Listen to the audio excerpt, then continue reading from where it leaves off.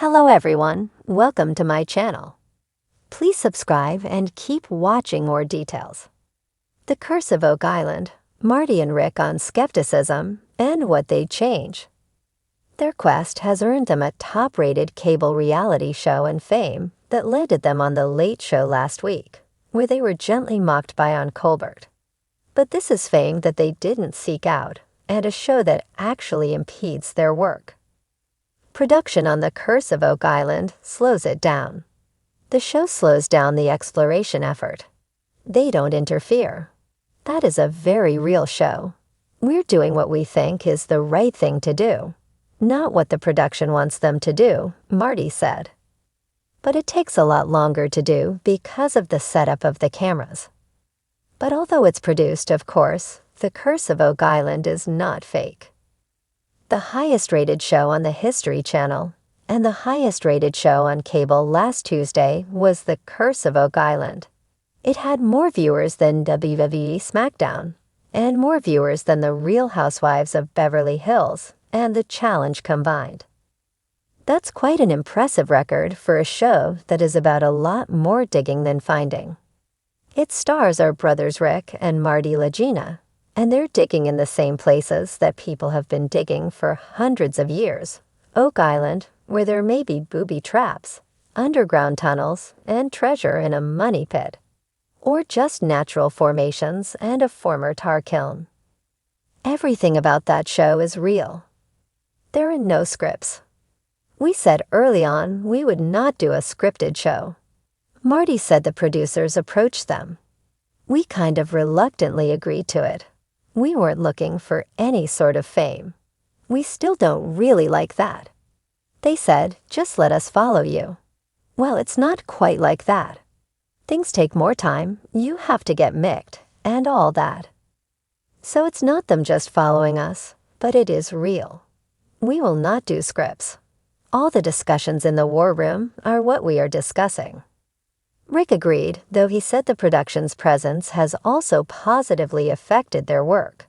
Some of the things we've done, the marginal things, we've expanded on those or been more aggressive on them because the show needs content.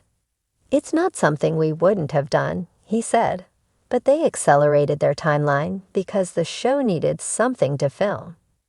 The truth is, on a personal level, we didn't seek this show out, Rick said. We had already been engaged in the search process for 3 years or more before the show approached us. It kind of intrudes on your personal life. But the upside, again, is that we welcome the fact that people come to the island. We've opened up the island for tourists. It's gratifying to know that people have bought into this mystery almost as we have. Families come and we enjoy the interaction. And we definitely appreciate all the support. Marty said that the attention that comes with a top-rated cable show is intrusive, but quickly added, fame is pretty fleeting. I think we can deal with it. And the popularity benefits more than just the History Channel. The nicest part is that we've had lots of input from maybe a mother or a father who says, it's the only show that we can watch with our kids. It's the only show that the kids and we are interested in, he said. And that's great because there's just not enough of that. We're really happy about that.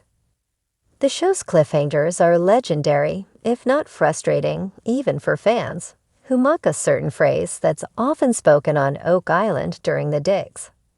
Could it be? That's the biggest line that everybody gets a grin out, Marty said. Could it be? If we were critical of the show, we would say, geez, guys, do you have to push that much? But at its heart, Prometheus, the production company, they do a great job. I think the thing that appeals to people is that at its core, it's real. It's absolutely real. It's 2 guys from northern Michigan who are really, really trying to unravel an ancient mystery. Yeah, they put the Hollywood stuff on that we don't have anything to do with. And maybe sometimes it's silly. I'd say for sure sometimes it's silly. Rick told me that if they had control over the editing, it might be different. I wish we could tweak it a little bit, but we don't. and E and history, and especially Prometheus. They've reached a very wide audience with an incredible 220-year-old mystery. And people have bought into it on all kinds of levels, whether it's from a historical perspective, an archaeological perspective, a treasure hunter's perspective, he said. And as Marty said, families are bonding over it. We get letters from teachers all the time. Our two sisters are teachers. If you can, in some small way, help with a child's learning or ability to be creative and imaginative and think outside the box, who wouldn't want to participate in that? The brothers also get letters and email messages from people who try to help. Marty told me that they get all kinds of input, some of it crazy, some of it marginal, and a lot of things that are really good ideas. Rick added that the biggest help is new technologies have been mentioned to us, and some of it as actually actionable material that we can apply in the field. There will be an end for us for sure, Marty said. Maybe we'll figure it out, maybe we don't. Maybe we find something. At this point, we've already found some really interesting things. We don't know. Rick's criteria is that he doesn't want to leave with regrets. Well, we've got to discuss exactly what that means.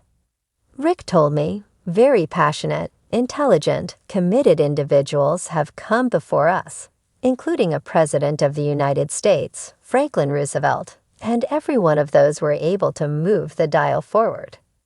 Surely at the point at which we feel we're not moving the dial forward, then out of respect to those people, it would be time to pass the torch.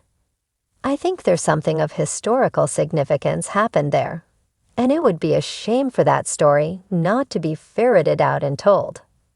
The Laginas both encourage viewers to ask questions about what they're watching, about those stories, what's being uncovered, or about the theories being presented.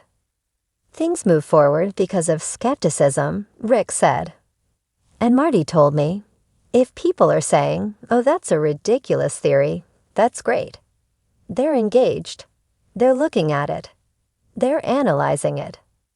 Picking up on what Rick said, the best part of this is getting people engaged and motivating kids. Rick added, for me, as great as this show has been in telling a 220-year-old mystery, I would encourage people to do their own research.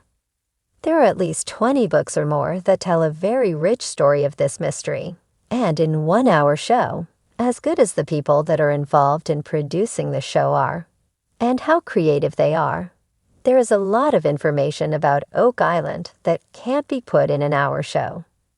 And I would encourage people, if they're interested, to read and research some of it, because the story is far richer than what's been told.